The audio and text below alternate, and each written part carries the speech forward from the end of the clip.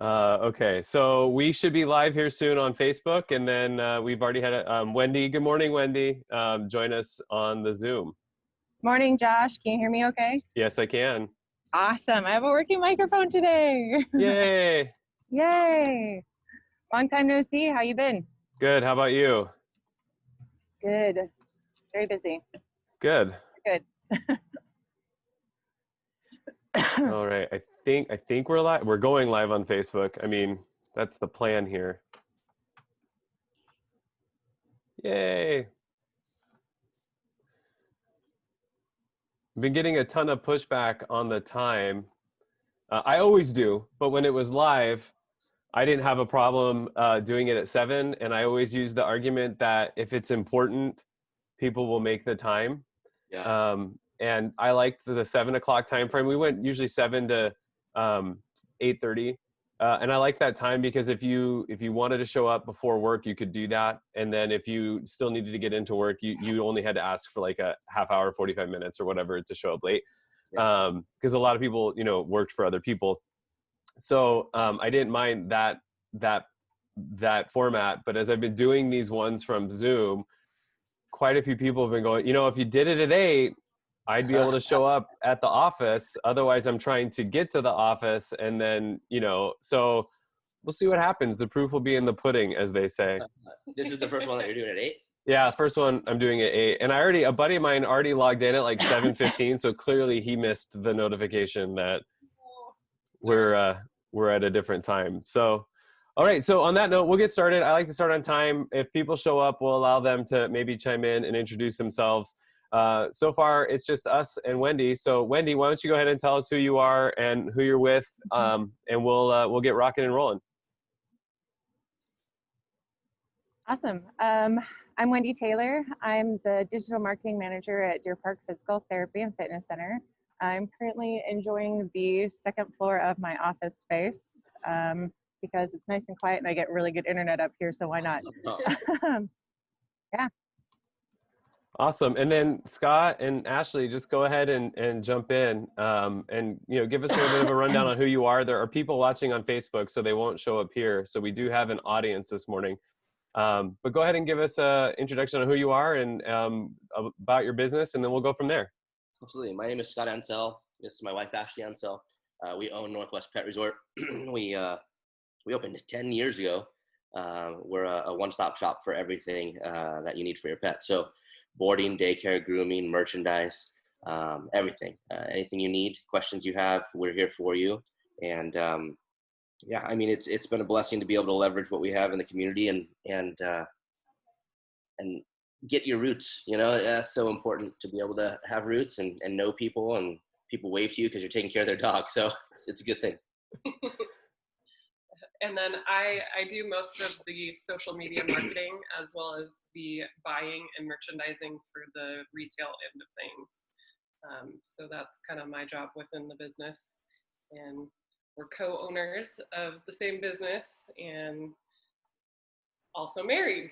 So with 4 kids, right? 4 kids. 4 kids. And 2 dogs. And 2 dogs. Oh my gosh. So we're juggling lots. Yeah. So you said this to me, but I'll make sure everybody knows we totally expect and anticipate that children or dogs are going to come running behind you or up to you. Mine are not far. You can't see, but just like right around the corner are 2 of mine. I think they're playing the Switch or something. So it's totally a possibility. Before we jump in, Emily joined us on the Zoom, but like I said, we do have quite a few people joining us on Facebook. Oh, and Jalea's coming in. So we've got people showing up, just like classic Business Brew. That half-hour buffer, people loved that. So when we didn't start until like 7:30, people love it. But Emily, go ahead and tell us who you are and who you're with. I'm Emily Meyer, and I'm with Bernardo Wells Architects. I'm the client engagement manager over there. Awesome. And you were supposed to have jury duty this week, but you got out of it. I got out of it. I didn't even have to go and show up and wait. They just let me off the hook entirely. So everything I'm getting done this week and next week is like bonus. Awesome. And then, good morning, Jalea. We can't see you, but I'm hoping that we can hear you. If we can't hear you, feel free to use the chat. But you, by all means, can introduce yourself and tell us who you are, who you're with, and how you're doing this morning. Yeah, I just woke up, so Wonderful. but I started Wonderment Marketing at the end of February, and that's been insane. So yeah, I saw the topic today, and I wanted to get all that information. Awesome. Well, thanks for joining us. Jalea and I both are members of Fellow. I don't know if you still are, Jalea. I am, although I'm not there a lot these days. So I'm super excited for you. I have a lot of questions I want to ask you offline, so we might have to schedule something. Sweet. Yeah, I'm not technically a fellow just because one of my biggest clients left just recently. And so I just like, after I took that hit, I was like, I'm not even going to fellow all that much anyway. So yeah, I messaged Hannah and I was like, I want to be back soon, but I don't know when that is. So. Yeah, same. Although I might be making an appearance sometime next week. So, okay. All right. So Scott and Ashley, I'm going to ask you a question that has nothing to do with the potential topic, which we really want to talk about this morning is the things you've learned since the pandemic started. And you're in North Idaho, so the things that happened over there were slightly different, although it seems like that mid-March was that same time when everybody kind of went on some sort of a shutdown, whether you were on the Washington side or the North Idaho side. But knowing that you're married and knowing that you work in the business together, how's that going for you? I get asked that all the time. My wife does a ton of back office stuff for my business. She does all the invoicing and a ton of stuff for me. So I get asked that a lot. So I love asking other married couples, what's that like? What's that experience been like for you, the two of you? It's been fantastic, and it's not sugar-coated. It's legit. Like it's real. We work together. We know our departments and our roles within the company. So I think that makes things dramatically better. It much easier because if you don't know your roles, then it's a lot harder if you're stepping outside of something that you're not necessarily good at. True. So I would say that it's pretty awesome because we're a good team. Yeah, and it's been great. I mean, like we have a 7-year-old and a 6-year-old, 2 boys, and then we have a 1-year-old daughter and a 2-month-old boy. So we're very busy. With the first batch, we get them in clusters, and with the first batch, we were able to bring them with us. So our old office within the building turned into Baby Ninja Warrior, so we had to retrofit everything, and then it has like chalkboard paint and hang out for them. But we were able to have them with us, which was really a blessing. I mean, they're not on the other side of town, and we're able to watch them grow instead of missing those times. So we're able to grow our company while growing our children simultaneously. Nice. That's awesome. In fact, the answer that Natalie and I give is very similar to that. We just, it's like and I don't want to, it's not a criticism on anyone's marriage, but I think if you're in a good place in your marriage to begin with, transitioning to becoming business owners is fine. But I do agree, you've got to have your sandbox, and you have to be allowed to play in that sandbox and be the one who's responsible for that. Otherwise, things get a little tricky. Okay, so Scott, Ashley, and I were all on a call together a few weeks ago now with the Coeur d'Alene Chamber, and the conversation was very similar to what we're having today. But the reason why I reached out to Scott and Ashley was they had so much feedback and the things that they've learned during the pandemic and what changes they've made. So where I wanted to start with, Scott and Ashley, is tell us about the biggest pivot or the pivots that you had to make initially when you got word that things were going to shut down and you were going to have to make modifications to your business. Yeah, I mean, we saw it. Obviously, we're essentially hospitality for dogs. So we're a hotel, basically. So going into the shutdown, our spring break boarding reservations were full and 26 on a waiting list. So we had 40 rooms full plus 26 on a waiting list.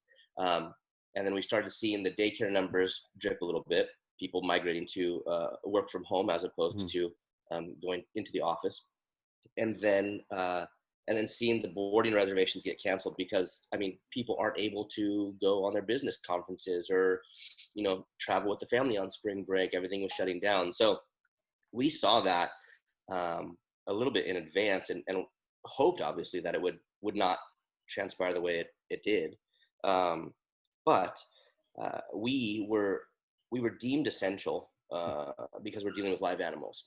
So a lot of people are astounded when we let them know that we voluntarily closed, as opposed to just staying open. So we wanted to put obviously the safety of not only our furry guests, as we always do, paramount, but they're humans as well. So that was on the forefront, and not all places did that, and we really felt it was irresponsible because you're supposed to be espousing that care and love across the board.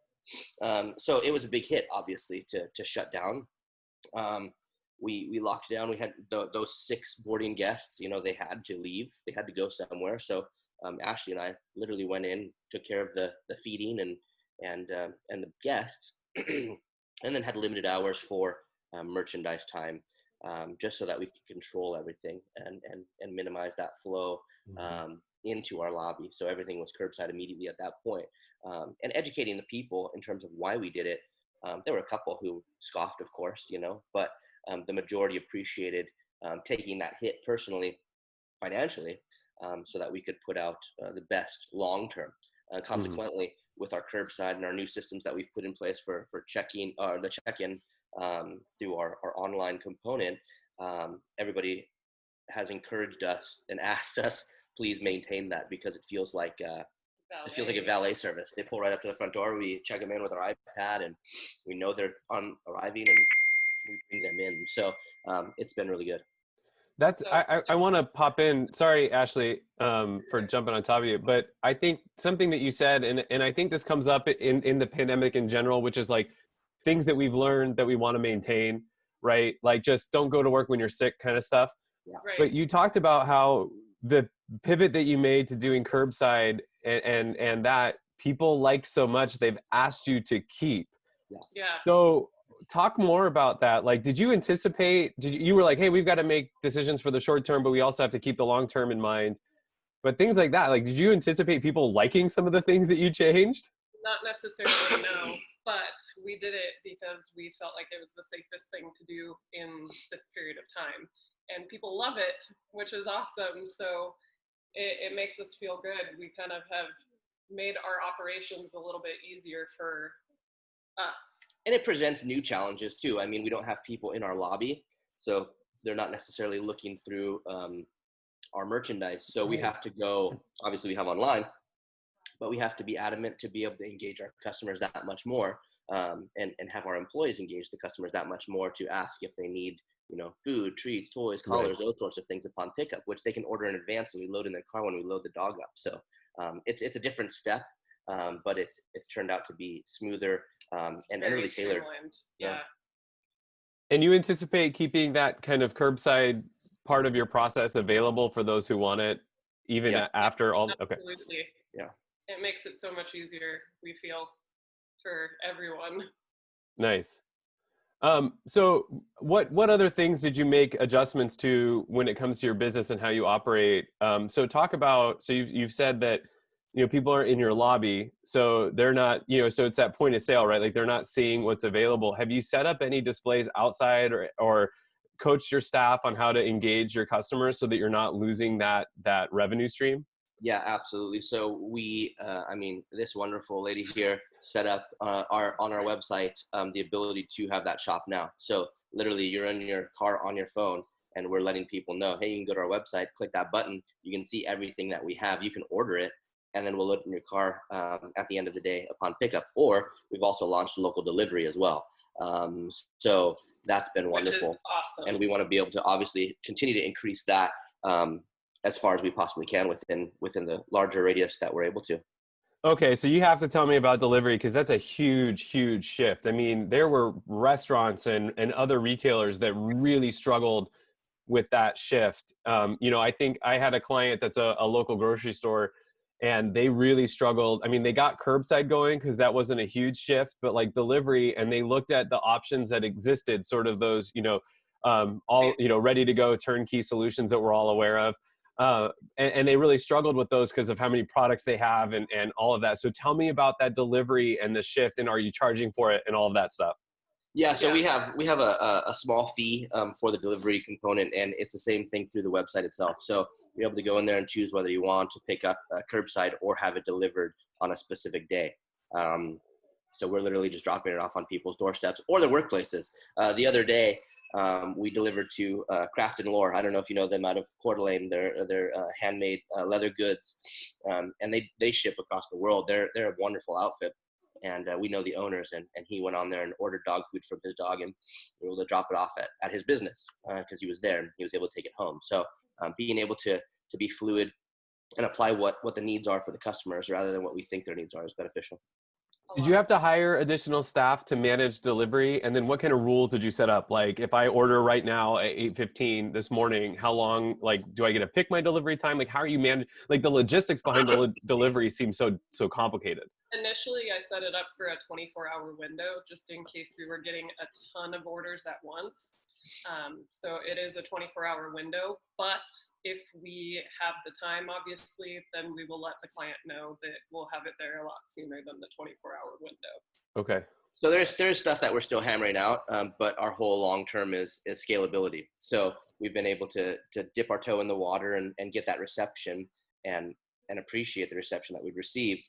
And from there, we're able to grow. I mean, ultimately, hire drivers, hire vans, get those wrapped, that sort of thing. But it's, Currently it's the us. journey, the 1,000 steps, So you envision still maintaining delivery similar to curbside long term?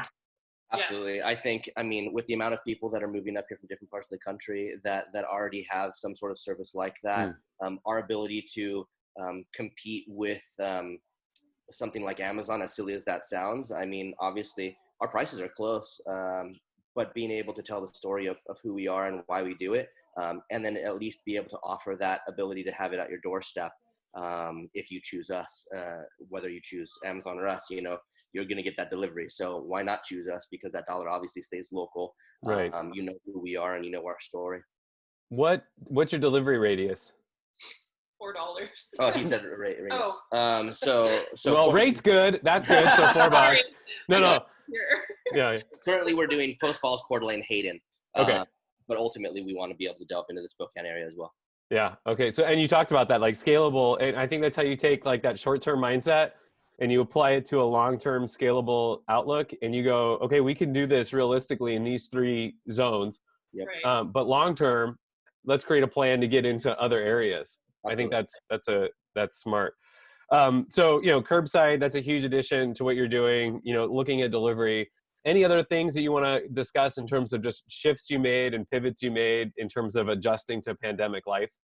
We started invoicing all of our boarding ahead of time. So we got prepayment for the boarding, which was really nice because we weren't getting that influx of money, obviously, because not a ton of people were utilizing the daycare aspect of things. Right. So that helped us with being able to keep payroll going and all that during a pandemic. Yeah.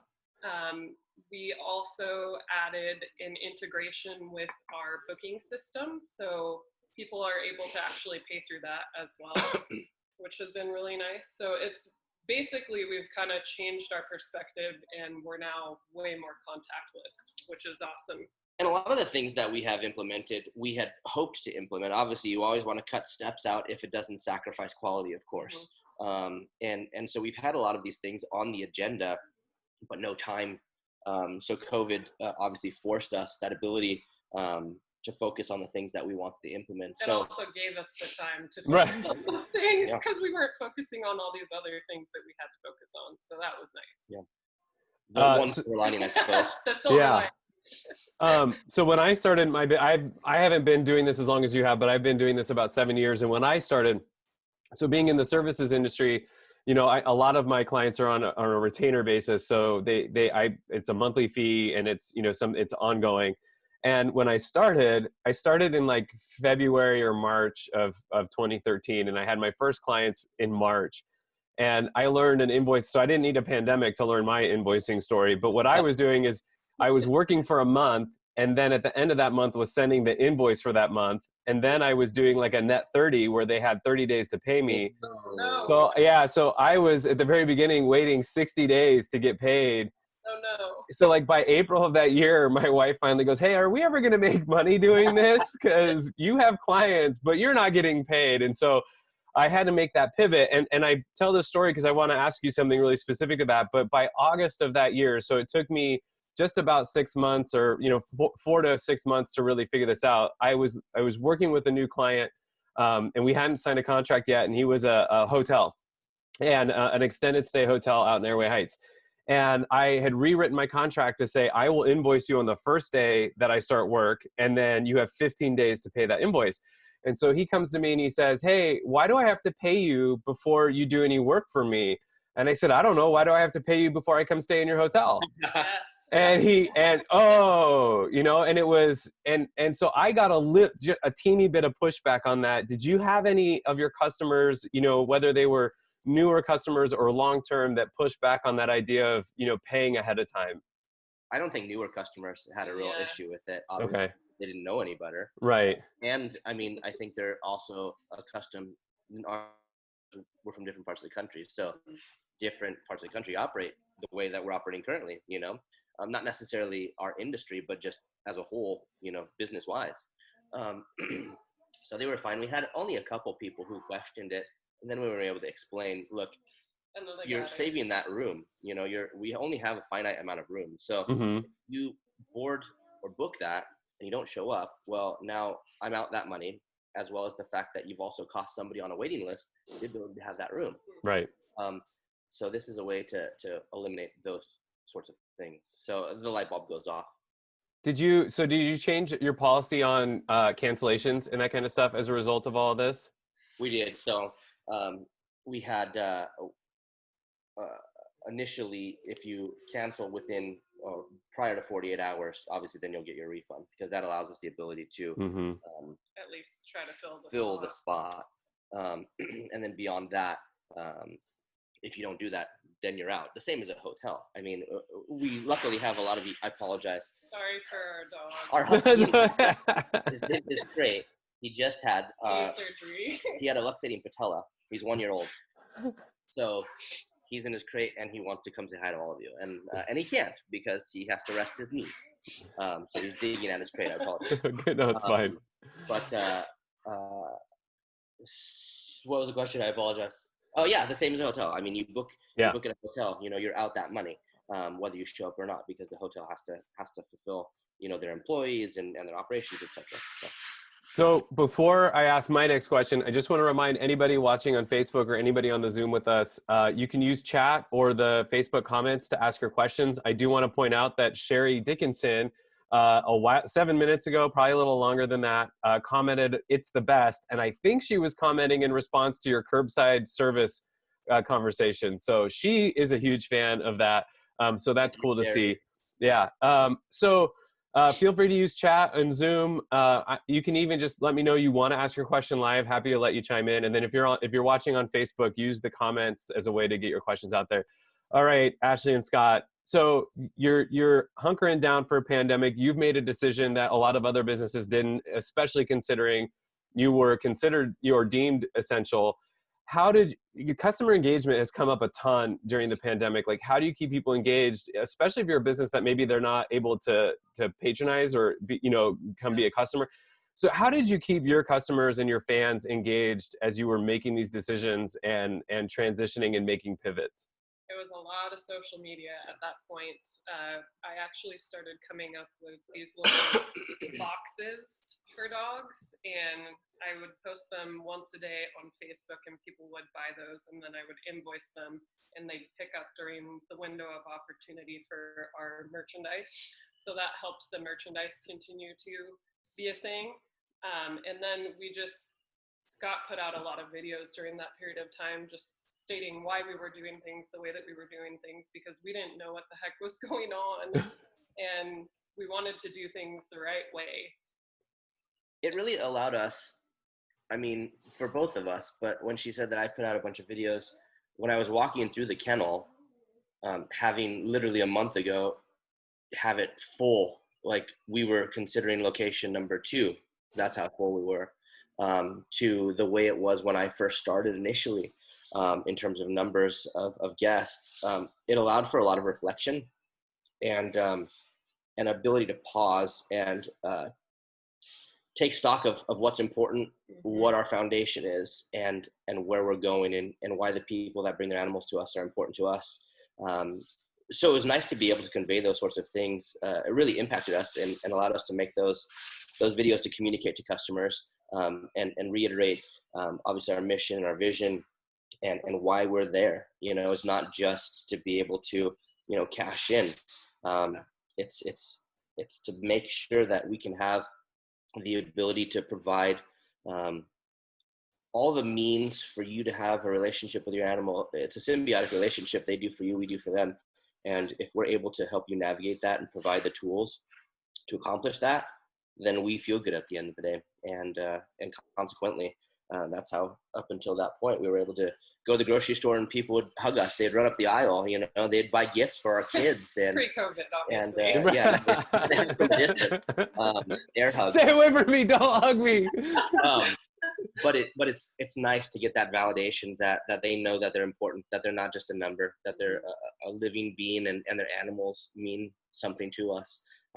So it allowed a lot of levels of resurgence and renewal, really. I spend a ton of time talking to my clients about mission and leading with mission and making sure that's the first thing that you talk about, because it's why you get hugged in the grocery store. So can you, succinctly, or, take as long as you want, we've got all the time in the world, but can you tell us what your mission is and then how you get that across? Yeah, I mean, it essentially touched upon it, really. It's to be able to provide that, to be able to impact the community, leverage what we have, to make everything better than it was prior to us entering it, and to be able to that ding you heard, I apologize, I didn't silence my notification. It was a question. I just got a text on somebody's dog that has a swollen eye. So she's like, "Hey, what do you think this could be?" And we're very, very available in terms of reach out, ask us questions. We're here for you. And if we don't know the answers, we probably know a way to get the answers for you.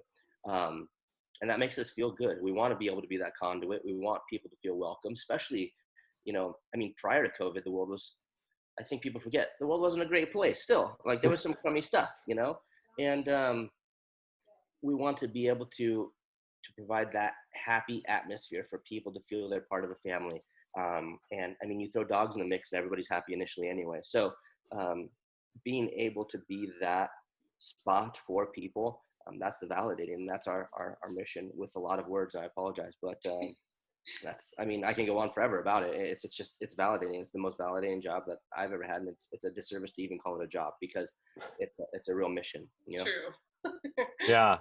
So Matt on Facebook was asking a question, and I think the answers kind of come up in a couple of ways, but his question I thought was really good. So he said, why Northwest Pet Resort? Is there a goal to keep spreading across the Northwest? Why not Coeur d'Alene Pet Resort?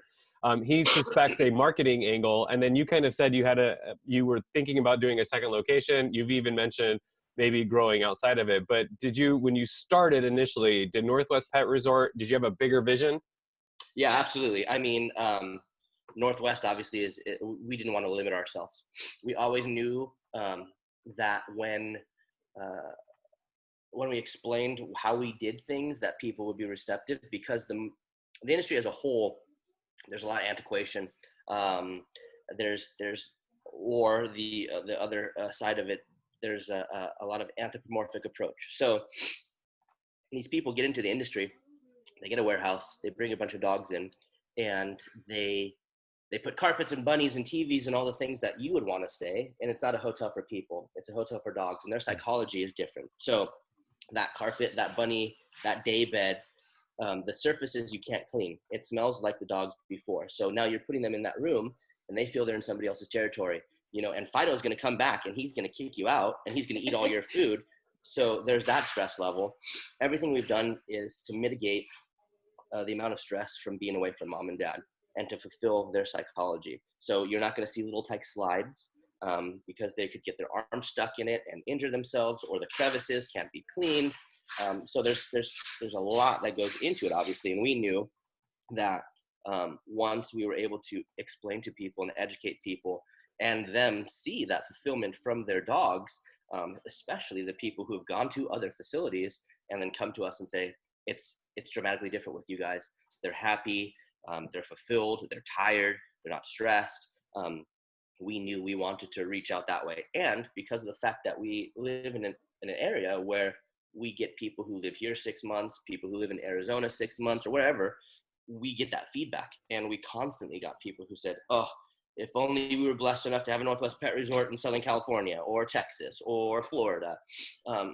So we knew long-term we want to be able to saturate this region. And then who knows?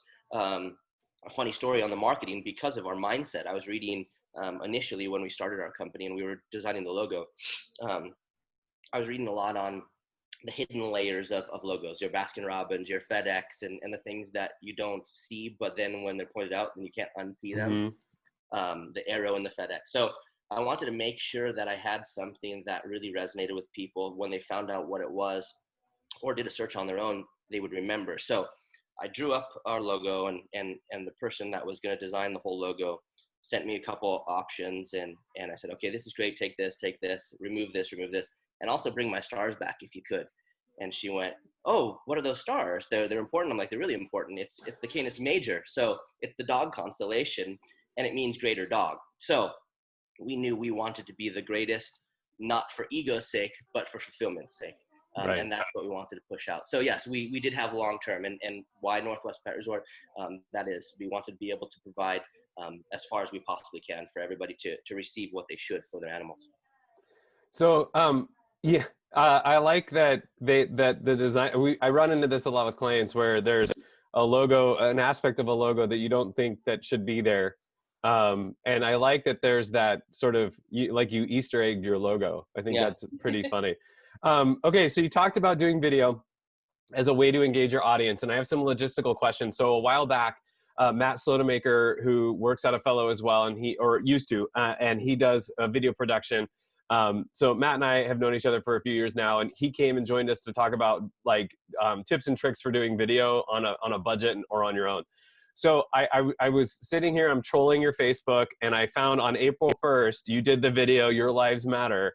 And I just want to point out from my perspective, what I can see, you had 72 plus hearts and likes, and you had 86 comments. So I have a bunch of questions about this. Are you okay with that? Yeah, absolutely. Okay, sure. We don't have to play it. But you can go to their Facebook page. I can even chat you the link if you want to go watch. So my first question is, who held the camera, and how many takes did you have?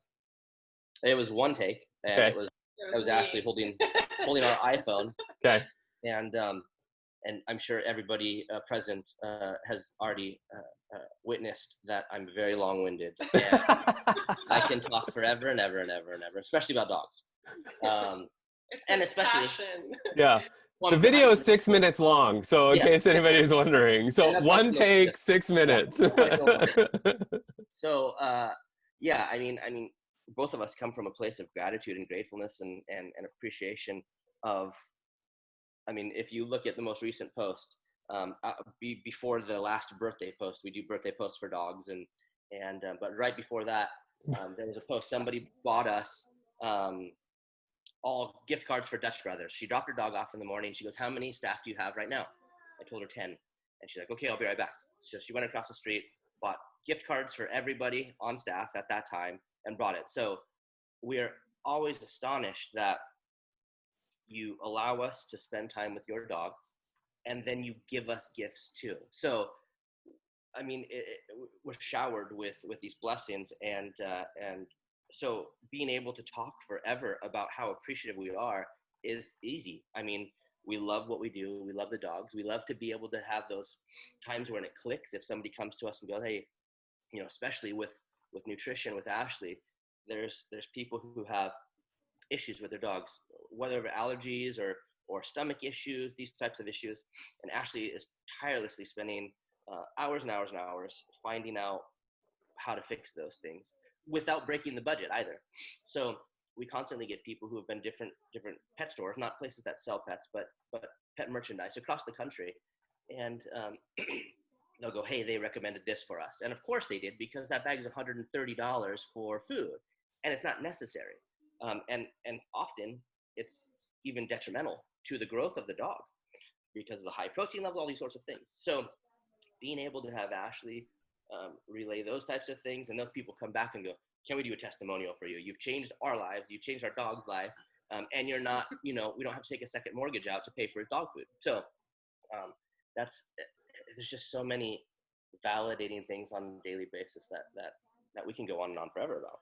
So Ashley held, so I mean, great. You totally just proved your point that you're long-winded, and that's not a dig. That's not a dig. I don't mean that. But it's very easy for you to talk about this. And I don't think everybody finds themselves in that place. So I think the first thing is, when I hear what you're saying is, if you're trying to figure out how to engage your fans, if you're listening or watching, it's dig into that passion that's driving why you're doing what you're doing. And you've talked about mission a bunch. So Ashley held the camera. Ashley, did you have to do any edits before you posted it? Or did you just take what, I mean, he was that clean? It was that clean. Okay. He just knows what he's going to say. He's been doing this for a while. So 86 comments is going to be pretty intimidating to some folks. How did you manage that? Were they all positive? What did you do if a negative comment came up? Like I said, I want to dig into the logistics of this video. Everything, if I recall, was overwhelmingly positive through, March 16th on. Like I said, initially, there were a couple people who were like, well, why did you close? There's another place open. Well, that's irresponsible. We care about your animals, but we also care about you and your health. So there were a couple. But there's always been people who don't understand our approach. Because it's through the dog psychology rather than selling to you. It's selling to you through your dog, and it's fulfillment. So I don't recall if there were any negative on that. I don't believe there were, but we always look to any negative comment or something like that as an opportunity to educate. And I think it validates our realness. So it allows people to see that it's not, all polished in terms of a fake, a veneer. There's the realness. So if for whatever reason, your dog doesn't gel in our environment and you have a question, you post something transpires because they're dogs. They don't have hands. They only have teeth and claws. So when they're playing, sometimes they get scratched. These are the things that happen. We encourage people to ask us rather than, getting upset because their dog got scratched on the ear. Well, okay, this is why. The same way that when we were kids on a playground, I'm sure we've all had a friend who fell off the jungle gym and broke his arm. But we didn't ban jungle gyms and we didn't stop going to the playground. That's a fulfillment. That's childhood growing up. We want to be able to provide the stimulation that dogs provide for each other that we can't replicate no matter how hard we try. Even at a dog park environment, if you're there, they're still in the back of their mind going, is dad okay? Is mom okay? Is this dog posing a threat? Is that person posing a threat? Where we remove all of those things from the equation and they get to just be dogs, and that stimulation they provide for one another in that pack environment is beneficial mentally and physically. So we welcome, obviously, out of the gate, we didn't welcome negative comments. It was like stabbed in the heart. Like, oh my God. Yeah. But being able to wrap our head around, this is an opportunity rather than an attack, really changed perspective a lot. I have to point out too the comments, and they're back to back. So this was really easy. So don't think that I'm like this genius like researcher while you're talking. And I'm not like a podcaster. I don't have a producer, so I have to do this all on my own. So I got really lucky. But Debbie said, between the reviews you receive and the outpouring of love and support from your posts, I cannot wait for you to reopen so I can sign my BB up to meet and play with some new friends occasionally. So you picked up a customer because of how you responded and because of how loving people were despite the choice you made. And I, as a marketer, I have to go back and say, that's because you've always been driven by mission. And it's easy to understand why you made that choice. I doubt there were probably some people who pushed back probably because of the inconvenience it presented them in their life. But most people seem to understand because that was the take you've had from day one. Right. The other comment, and this is going to get us into a whole new area, was from Michael, who said, I'm actually an employee here at this wonderful place, and Scott has texted me every day to check in and see how my family and I are holding up. I couldn't wish for a better boss and friend. So you said you had 10 employees. Talk to me about the things that you had to do as an employer, and from employee safety to employee morale. What were some of the things that you've learned through this pandemic? And I love hearing the stories of things that you've changed that you plan to keep. Yeah. Well, number one, I'm gonna start crying. I'm long-winded, but I'm also emotional. But I wanted to make sure that people who are part of our team, who are helping pull Northwest Pet Resort in the direction it's supposed to go, knew that they weren't forgotten. Knew that you're coming back. We're going to pick up where we left off. We're going to hit new heights that were never achieved before. And it's because of a team dynamic. So anytime we onboard anybody, we always say, you know, this is zero drama. Like, number one, you shouldn't have drama. We're around dogs. Like, this is Disneyland, for God's sake. You should be happy.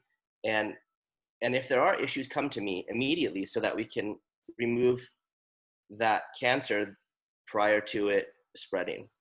I want, and we tell everybody, you know, everybody we onboard, whether you're going to be with us for 6 months or 6 years, we see something in you that's beneficial to our goal.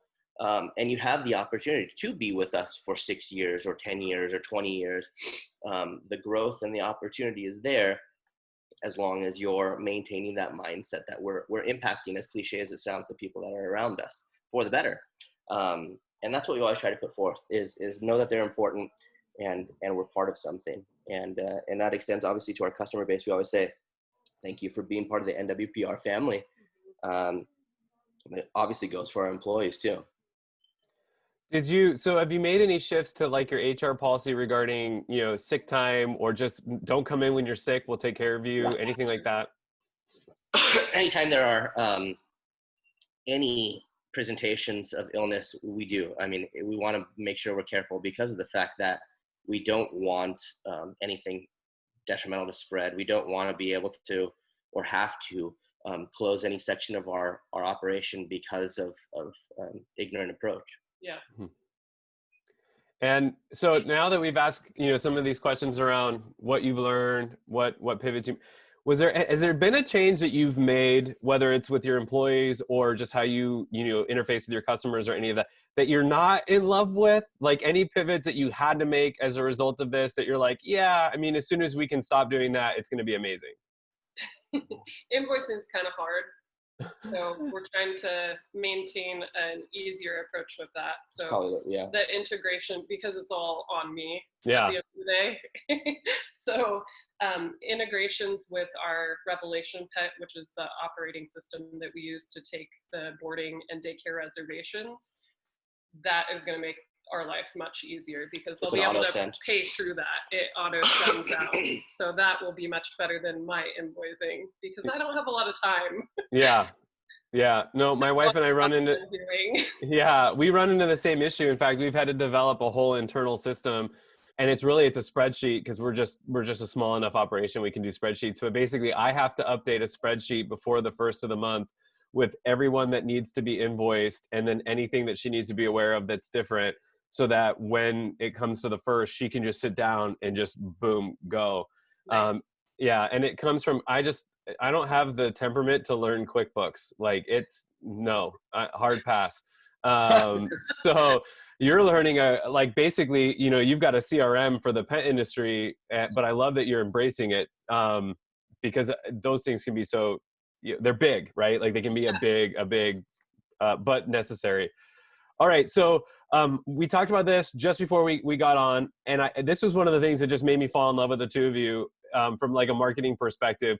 So just to rewind, we were on this call together through the Coeur d'Alene Chamber of Commerce. There was 2 other businesses that were present, and you were on a panel, and they were asking some of the same questions about like, what did you learn? And then it came to my turn, and I was supposed to just like talk to people about like marketing and what they should be doing. But the 3 businesses handled it all. And I felt like, what do I need to add?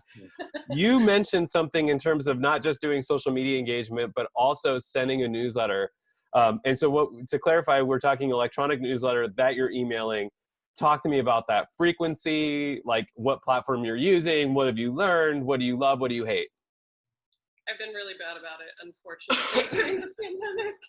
But I do like Mailchimp a lot because it helps me to communicate things to clients that they are needing information on.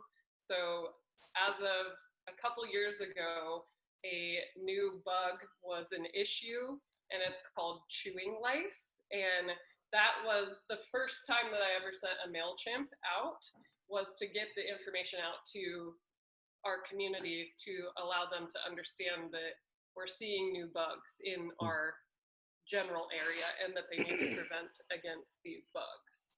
So I really like Mailchimp for getting that information out and communicating with our clients, because that isn't necessarily an easy thing to communicate to all of your clients in person. Well, and they're not all next to you simultaneously. Right. So being able to send a newsletter updating, hey, this is our new policy. This is how we do our curbside. This is how we do this.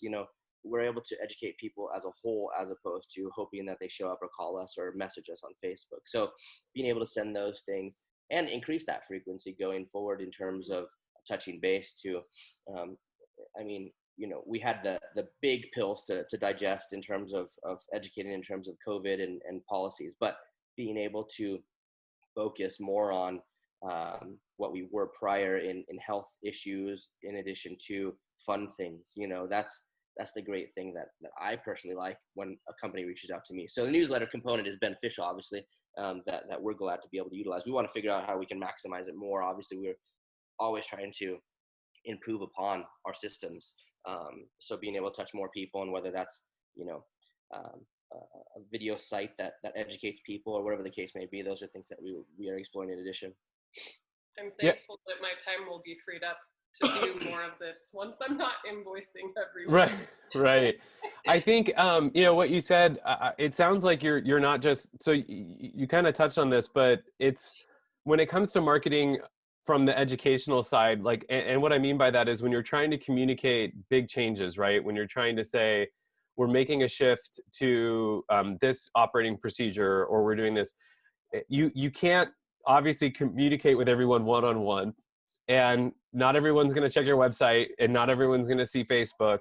Similarly, not everyone's going to get your newsletter. Right. But if you post it in all those places, they almost have to trip over that information to avoid it. So I think that's a really good thing to bring up, is that it's okay, especially when you're communicating big things like that, to there's no such thing as over communicating, right? Like, and that's a marriage tip and like a business tip, right? Like, really over communicate. So I like that. Jalea asked a question, and I'm not sure who's going to get to field this, if it's me or someone else, but it said the biggest complaint she's heard about Mailchimp is it's expensive. So do you to pay for it? Are you at that place where your list is big enough that you're paying for it? Yeah, so we have the monthly unlimited, just because we have thousands and thousands of people that have come through our doors. So right, we'll touch upon them. And somebody had proposed Mailchimp to us, so it probably is expensive, but we don't have anything to correlate it to. So our ignorance at that point is kind of like, no, great, that's good, cool. We'll just keep using it until something better. It's really easy, and it integrates with a lot of the technology that we're using already. So our Square and things like that. Right. So, and that's why I love it. I've always endorsed Mailchimp. I don't get paid anything from them to do that, but I like Mailchimp. It is super easy to use. It does interface with a lot of other platforms, whether you're using Shopify or, like you said, Square, or all these other systems. And I think the challenge that we run into as small business owners is that we're so used to so much of this marketing stuff being free or near free. Like, it doesn't cost you anything to have a Facebook page. And once you get your website initially built, you're just paying your hosting or your domain registration. So the fees start to drop dramatically once you get past some of those upfront costs, unless you're on, Shopify or something where you're paying monthly. For me, the way I answer that is, if it's a good system and a good platform and you have a good list, yes. Like you said, you have thousands, don't think of it as a punishment. Think of it as like you're paying a reward. Like you have to pay because you've done a good job. That brings me to a really good point. Did you start grabbing emails from customers right away, or did you have to start doing that later? How did you manage that piece? Because a lot of people go, oh, I have to get their email now. Like, what's your process like for that? We did. So we actually started doing that on our paper applications way back in 2010. And now we actually have all of our people who are registering go to our website, and they can register right on our website, and we get that information they get to log into their accounts so they can update their vaccines, they can book their boardings, they can pay for their punch cards, their boardings, things like that. Upload a all profile through photo. that portal, which is awesome. So we've morphed and changed a lot since 2010, but always had the emails. Yeah, I hope that resonates with people, and I'm going to reiterate that. You went from an analog solution to a digital solution, which was, let's just have them write it down, and we know all the complications that has because people don't write well. Yeah. All the way. How that would be during COVID, like we can't even really touch those papers. Right. Like that probably would not be very wise. So Right. they get to do all that at home. And I think that speaks to your mindset that you've had from the whole time, which is what we want to do needs to be scalable, right? So you started with analog until that no longer made sense, or until you had the resources to be able to switch to a digital solution. And then once you switch to a digital solution, that made things obviously a lot easier. But I'm constantly just pounding on the table with my clients, telling them, like, whatever you got to do to start grabbing emails, just start doing it and then transition later. I still use an analog version. So if I do a workshop where I'm live presenting to a group of people, I sort of cheat, but I say, if you want a copy of the deck that I'm covering, you've got to give me your email. What I do try to do is say, hey, you can just attach your business card to the list, and I have a clip that goes around. But you've got to do something. I mean, everybody started at zero. I mean, there was a point in time when you started your list and you had 0 emails, and then over time you grew it. So do you remember, can you think back to that? Can you rewind? Like, did you feel like grabbing emails, like you were never going to get to 100, or you were never even going to get to 50? Let's ask him, because he started in 2010. I didn't come on until 2012. Okay. Yeah, I met her and I married her and I bamboozled her to come into my company. I need a business partner. Oh, and a wife. Yeah, she brought all the merchandise component and that knowledge to what I was doing in terms of boarding the daycare. So yeah, I mean, I honestly didn't really think about it. It was just kind of a collection because I knew it was important. Even when we went to events, we would do drawings for a free item or a daycare pass. So you would have to write your email on literally like a slip of paper. Mm-hmm. The old-timey, cutter thing. And I would do that, and we had our little logo on there. And then we collected them, and we just saved them in a box, literally. And then it migrated as life grew and business grew. Nice. Yeah, I think a lot of the people that I work with really struggle with the early days, because it's like, oh my gosh, I only have 4 likes on Facebook and I only have, 10 emails in my newsletter list. Like, how do I mean, you've got over 3,300 people following your Facebook page, but you didn't start with that. And it's so important to remember that everybody started somewhere at the same spot. And we all put our pants on one leg at a time, as they say. So anything that you can remember from those early days, since we're talking about that, like, do you remember any of those hurdles? Like, how am I going to get to this next level, or how am I going to get to this next phase, or what is it going to take, or any milestones that you remember as being important as you got started? Yeah, it was interesting. I can't recall how I stumbled upon it. The other day, I noticed that we started our Facebook. We opened in October, the end of October 2010, and then we launched our Facebook in December, the beginning of December. And yeah, I remember like getting those likes and starting that engagement was great. And then when we hit 1,000, that was ridiculous, and then it just kept growing. But then there's that point, and thankfully we have a lot of people around us that we can pick their brain, because as a business owner or an entrepreneur, whatever the case may be, there are those hurdles that you impose upon yourself or your own worst enemy. So you're like, oh, well, there's this place that has 10,000 likes, and how come we don't have 10,000 likes?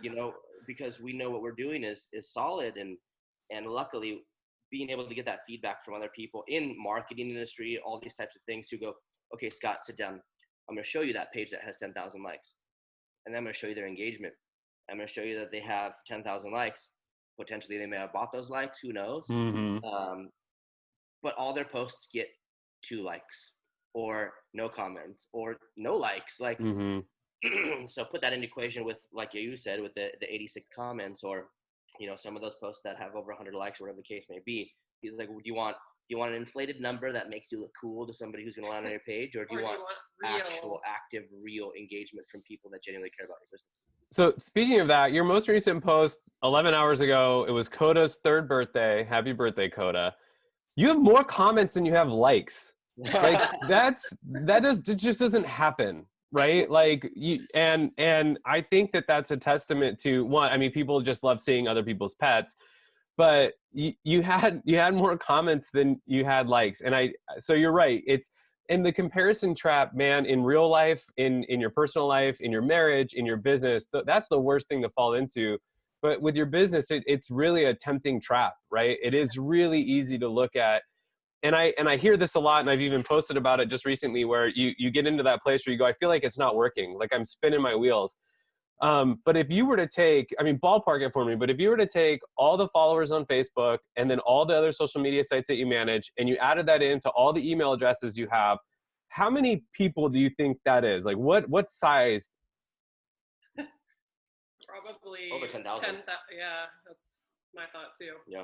So you should be tracking that pretty regularly. You should have been going, oh, let me pull that up for you. And I'm a marketing guy, so I'm going to really hammer that. I mean, I know Emily's a client. If she wanted to know, she knows where she could go to look. But you're telling me that and here's the thing that I have to stress on this, 10,000 people have opted in to hear from you. Yeah. They have said, we want your input and we want to hear from you. That's a lot of people. Yeah. Yeah. And dogs. And dogs. Yeah. Okay, so looking back through COVID and maybe even just all time, what are some of the things that have stood out to you as really successful marketing / business development decisions and things that you've done? And what are you the most consistent at? Goodness. So, no, we have a lot of things going on. I think it really, I mean, it harkens back to what we touched upon is, the genuineness, that's what the most successful thing that we've had prior to COVID, during COVID, and we'll have until the end of time is the realness and not this facade of this fake care, this real genuine. We have people, we get a cross section of people who drop off for fun, but we also have people who drop off because somebody's passing away in a hospital, or somebody has passed away, or whatever the case may be. And since day one, before employees, when it was just Ashley and I, we were always able to say, hey, we're here for you. If you need a meal, if you need something like this, like, let us know, we're here for you. And to have people be receptive of that, or, hey, we'll say a prayer for you. Like, this is a difficult time. We know it's difficult, whether your mom's 96 and passing away, or your mom was, 59 and passing away, it's never easy. So being able to have somebody outside of your circle of friends or family really have care and compassion for what you're going through and offer a hand. I think that's what's meant a lot to people. And I agree. And I think that's why it comes full circle too, and why our clients really go to bat for us, and why we get blessed with that give back also. It's a community. Right. Well, and you said that, I mean, if you look at your revenue streams, the grooming and the daycare and you even do cats. You haven't said anything about cats, so I know where you stand on cats. But those are all things that, like, cats, but we do cats. They're so self-sufficient. Yeah, rarely need any. But those things, I can't buy those online, right? Like, I can't ship my cat to Amazon and have them care for it. But your other revenue stream of products that you offer, you call it your boutique. Those things I can buy online, yet people are making the decision to buy them from you. And I want to reiterate, I think that does have a lot to do with your mission. I think you could be competitive on price all day long, competitive on delivery, but I think really people are going to buy it from you because they know you've put in the care to sourcing your products, and they trust the products that you have because they trust you. Is that a true statement? I mean, products has got to be a tricky thing. I mean, retail can be tricky. What are some of the hurdles that you've overcome trying to get products going? Yeah, absolutely. So I actually brought our first line in about 6 years ago, and it's called Addiction Pet Food. And we literally had just one of each flavor to start out, and then it morphed into the pet boutique that we have. I think we just continued to scale and scale and scale, and I continued to do more and more research. That one in particular is more of a holistic approach to feeding, and we're one of the only places that has that between here and Seattle. So it made us really unique in that respect. But I think you're definitely right. The beauty prior to COVID, when people were able to walk into our lobby off the street and search through the merchandise and get, opinions on food, we were able to say, hey, this is a good food. And whether you bought it or not, we were still going to be open tomorrow, as opposed to something that only has one stream of revenue, like a merchandise pet store, where they're only selling things. Of course, back to what I was saying earlier, they're going to want to sell that $130 bag of dog food because it keeps the lights on. Whether it's good for your dog or not, that's the right machine most. We can say this $60 bag is great for you, or whatever the case may be, and you can understand that it's a true statement because that wasn't our driving force when we were bringing merchandise in. And so that's been the common thread through all the merchandise that we've brought in, is unique items that are beneficial to your animal that you can know are beneficial, because we're still going to be here whether you buy it or not. Plus, all dogs are different, so you have to tailor their nutrition based on the breed and things of that nature too. And from that point too, we're able to put forth different programs. I think we touched upon in the chamber program.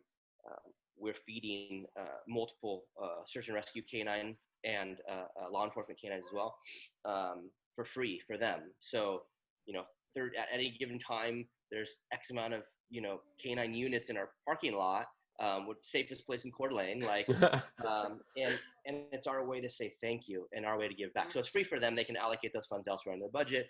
But those things can be done because of the people that purchase from us. So it's a rope of many strands. We say that very often. Rope of many strands, like we're all in this, pulling the same direction. Your purchase goes to local rescue. We do donations for local rescues across the country. If they're transporting a dog from California to Wyoming, and they're going to stop in Washington, Idaho, they can board their dog for free while that second leg picks up to take them to their destination.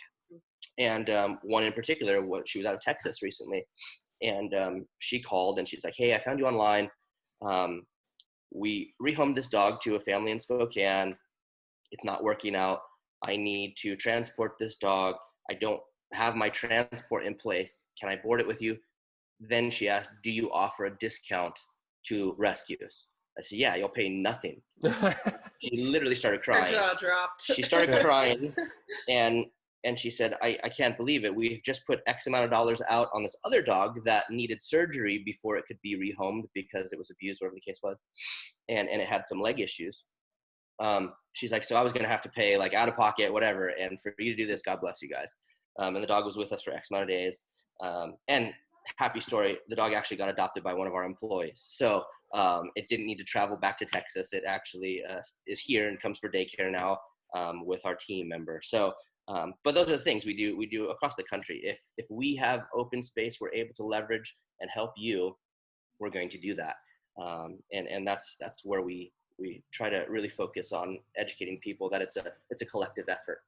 You've said this a few times, and your mission seems to be really centered around community, but you're not just saying it. And I think a lot of businesses really think that they're a part of the community, and then the actions don't speak as loud. And I think you've given some really good examples of how you're engaged in the community, not just your local community, because you serve a few different components. So your local community, you're serving in a lot of ways, whether it's a local shelter or local law enforcement animals. But then this idea that you're reaching out and you're making yourself available to those shelter programs across the country. You're in two communities. You're in that pet lover community, which is a bigger, and then you're in your local community. And I really want to just applaud you. I think that is really that driving force behind why people love you so much. I mean, clearly, if you love their pets, they'll love you, but you're going beyond that and loving the whole pet community locally and nationally. Well, thank you. Thank you. Also on that, Emily popped in and said, in regards to the, buying product, being able to ask questions. I might be able to go onto some online website and ask questions. I might be able to go to Amazon and read through reviews, but I'm able to ask you two directly about my animal that you may know, right? Because I've brought my animal there, and you have a lot of experience with that. I think I always say to people, if you're going to sell something that I can buy on Amazon, you have to offer a different experience than just the product. Because I can buy so much from Amazon. There has to be a different component. And it sounds like it's the community, but also just that knowledge. Oh yeah, absolutely. Yeah, I mean, lots of research, lots of sleepless nights, for sure. On all levels. I mean, we want to be able to answer your questions. Like I said, we want to be able to have that whatever you're encountering, you can come to us, and we want to help you fulfill your animal and fulfill your relationship with your animal.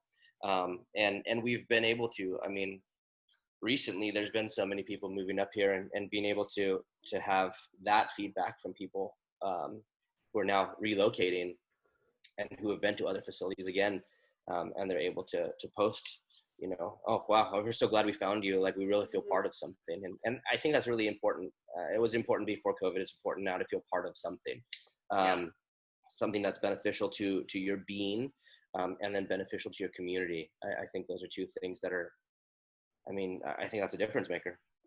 I want to point out, sort of a tangent, but I think you two have handled this whole people moving to our area a lot more gracefully than some of, the local residents tend to.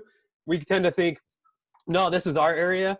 Like the inland Northwest, like you can't come. We've got this secret. I actually met a guy who had moved up here from California, and he was in a business meeting, and he said, I don't tell anybody about how cool this place is. Like he was like serious. He's like, we found it. We don't want anybody else to come. And not because of the people, but just, they don't want, they just, it's like, it feels like it's ours.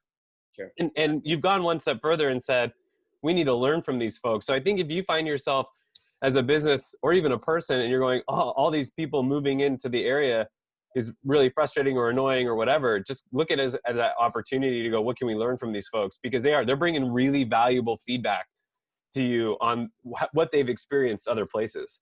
Absolutely. And of course, if you have a dog, you're probably pretty cool right out of the gate. So we want to be able to, again, roll out that welcome. Who doesn't want to be welcomed? Like, how many times do you go into an event, or prior to this, go into an event and you feel like, oh God, I got to crack that shell. Like, that's awful. That's an awful feeling. So being able to welcome people to our area and be representative of that. I was really touched 2 weeks ago. I have they're an older couple, and they're moving up here from Oregon, and they have a poodle. And the first day she called and she's like, hey, I need to drop my poodle off. And I'm like, oh, okay, cool. And I met her at the door, and we checked in, we did all that. And she's like, yeah, we're looking for property. We're out with our real estate agent. We're doing this. I'm like, well, here's a great place for lunch. Here's this. If you need anything, let me know.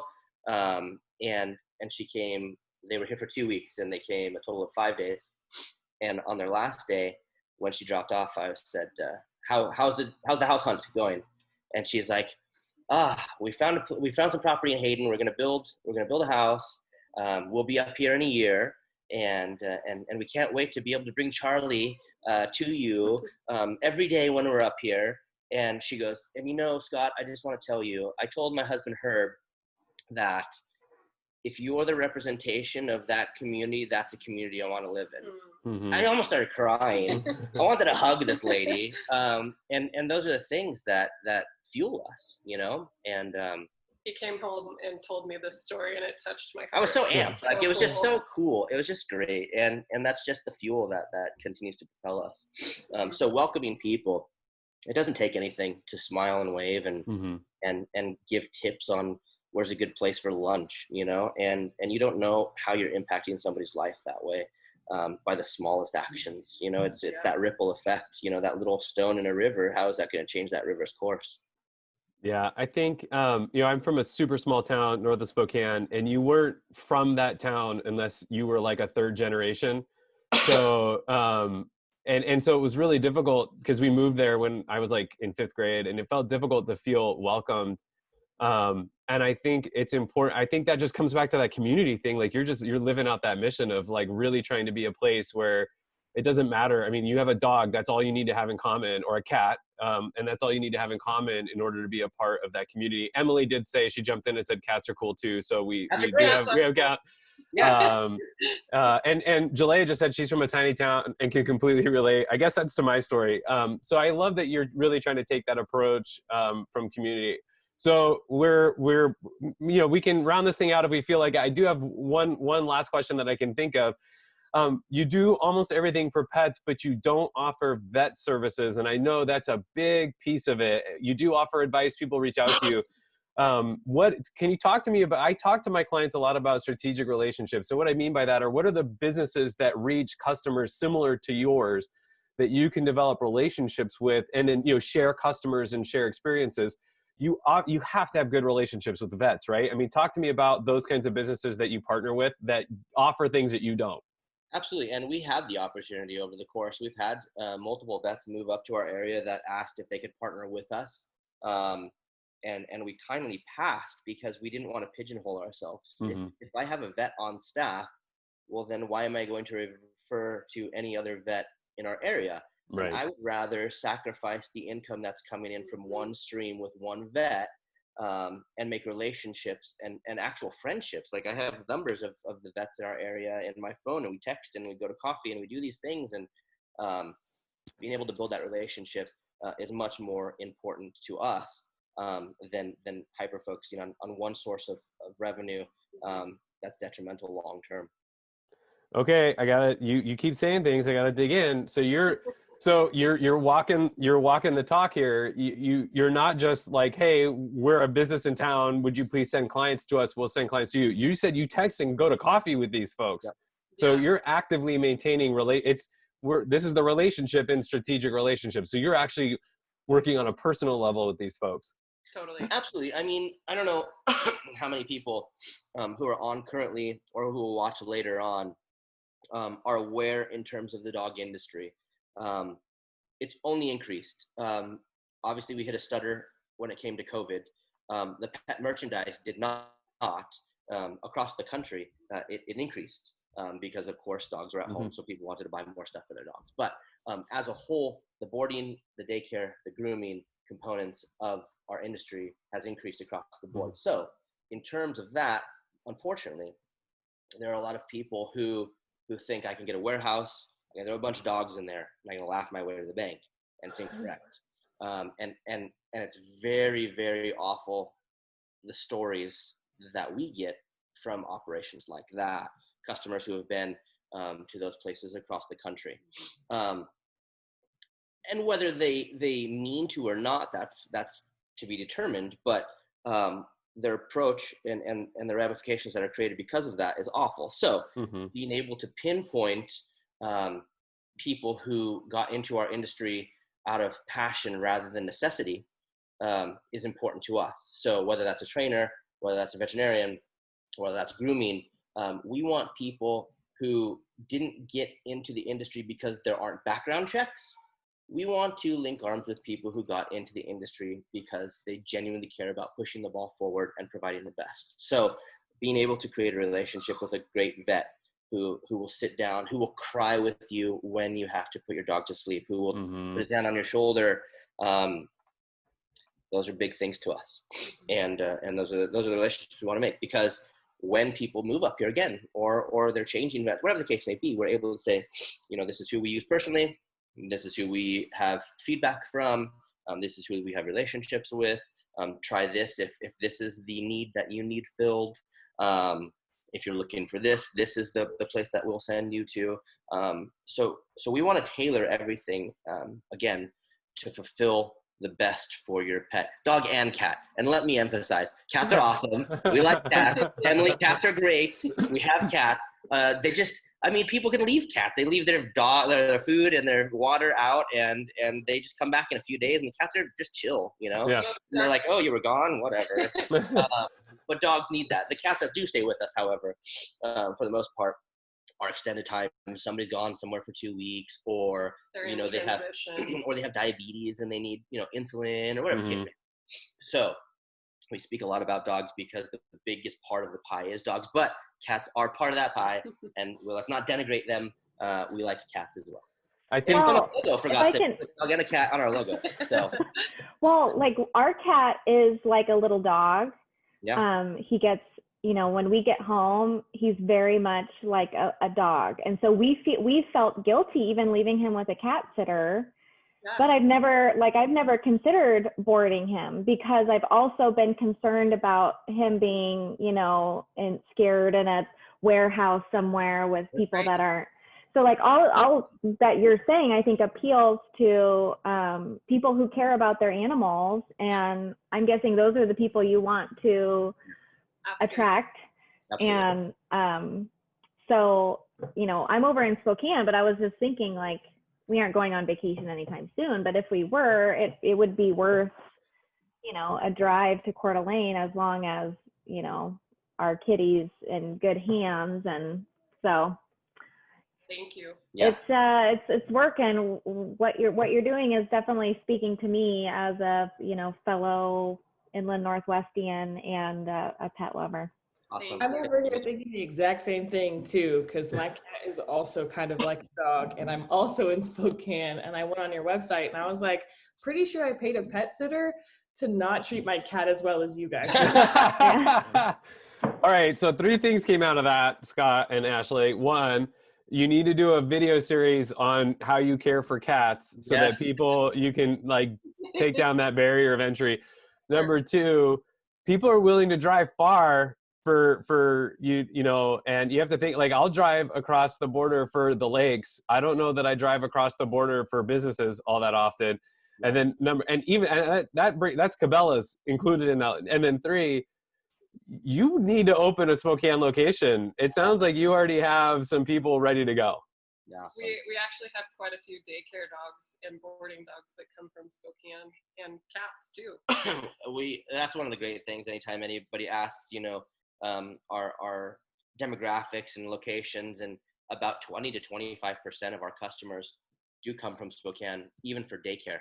Yeah. So they'll drive to Coeur d'Alene, drop their dogs off, go back to Spokane and work, drive, pick their dog up after work, and then drive back home to Spokane. So they'll make that trip daily. And that makes us feel good. I mean, to know that what we're doing is resonating with people, and they can understand that we treat their animal as our family is great. And so yes, ultimately we would love to have 1 in Spokane or 10 in Spokane, or who knows? Sky's the limit.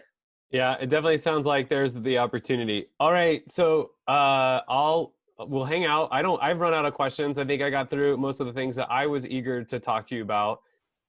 If anybody watching on Facebook or still joining us on the Zoom has any questions, by all means, jump in, and we'll just hang out here for a few moments. But while we're waiting, just thank you so much, you two. It's been really great. I think you both have a ton of really awesome feedback and just things that I think we can think about during a pandemic and then post-pandemic. Well, thank you. Thank you for reaching out. Thank you for having us. We can't thank you enough. I mean, obviously, again, back to my long-windedness, any opportunity to be able to convey, my passion, our passion, and what we do in our realms within that building is always welcome. So thank you. Yeah. Thank you guys. It was nice to meet you and hear about what you do. Have a good day. By the way, Abby jumped in on Facebook and said, I love that. And I think it was around somewhere around how you're vetting your strategic partners and, making sure. And I think that's important. You mentioned that, but making sure that the people have that aligned mission makes a lot of sense. Totally. Yeah. And it is, it's just basic, I think, human interaction that unfortunately has been lost for whatever reason is, understanding that you have air in your lungs, and that means I care about you, and consequently, obviously, you bring your dog to us and cat to us, and we love that. So we want to be able to continue to put that forth. Yeah. All right. Well, I think that did it for questions. I appreciate you two so much. Thank you so much. Sounds like you're doing really cool things for the pet community and just your local community in general. So keep up the good work. And if you do get to where you're opening that Spokane location, let me know. We'll help get the word out. So any final thoughts? Anything you guys want to add before we call it a morning? Yeah, if you have any questions, don't hesitate to reach out. I mean, there we had a couple who was moving to a different part of the country, and their dogs were boarding with us 2 days ago, and asked us some questions. They're like, well, do you know where we can get, this particular item? And I said, well, you can go to this website and see, authorized sellers of this item. And I said, but if you have any questions, I mean, even if we have people in Europe who reach out to us and ask us questions through our Facebook and our Instagram and bounce ideas. We actually have people Ashley. that reach out that don't even bring their cats or dogs Right. to us either, and they advocate for us. So whether it's not which is really cool. It's not a monetary gain for us. We just want to be able to impact your life. So if you have questions, reach out. Like whether you're boarding your dog with us or not, or buying stuff from us or not, like we want to be able to help you out however we can and guide you in the right direction. So we're always willing to answer questions and be there for you and grab coffee or whatever. Okay. Well, Zoom. Yeah, Zoom. Yeah. All right. Well, thank you so much. You both are great. I hope you have a good rest of your morning. And if you have any questions about your pet, feel free to reach out to them. I've been on your website this morning, been on your Facebook. It's very clear that that's a part of your mission, is to just be there to serve people and their pets. So thank you so much. Have a good rest of your morning. You too. Thanks, guys. Thank you.